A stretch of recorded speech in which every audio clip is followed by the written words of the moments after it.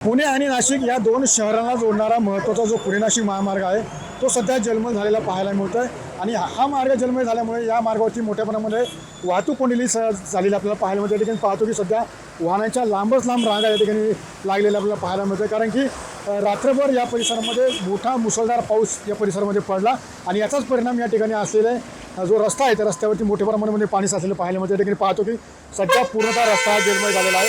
अनेक वाहनं या ठिकाणी अडकून पडलेले आपल्याला पाहायला मिळते. अनेक वाहनं ते खरं तर बंद पडलेले आहे.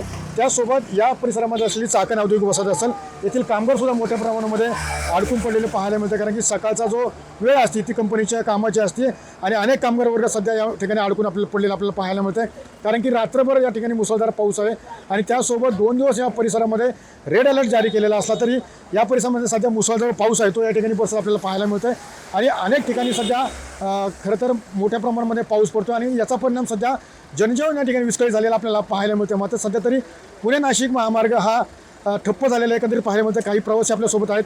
काय सांगाल मला एकंदरीत किती वेळापासून तुम्ही ट्रॅफिकमध्ये आहात? काय 2 तासापासून ट्रॅफिकमध्ये आहे सर. खूप केव्हाचे अटकलेलो आम्ही, खूप त्रास होतो त्यामुळे. बस मला सांगा की काय परिस्थिती आहे सध्या? तुम्ही आप कहाँ से आए, कब तक ट्रैफिक में है? हमें कर्नाटक से आए. 2 घंटा 13 से पार्किंग में ट्रैफिक में बहुत ट्रैफिक आए. पानी भी बहुत आया.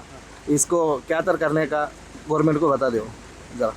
नक्कीच या पद्धतीने पाहिले की खरं तर अनेक जे प्रवासी आहेत ते खरं तर या ठिकाणी आलेले आहेत आणि वाहतूक कोंडीमध्ये अडकलेले गेले 3 ते 4 तासापासून या ठिकाणी त्याची वाहतूक कोंडी झाली आहे. त्यामुळे अनेक प्रवासी सध्या या वाहतूक कोंडीतनं मार्ग करताना आपल्याला पाहायला मिळत आहे.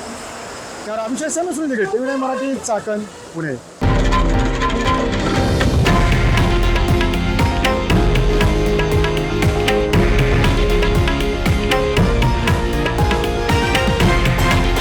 हे आहे देशातील नंबर 1 न्यूज नेटवर्क आणि आपण पाहत आहात TV9 मराठी, एकमेव.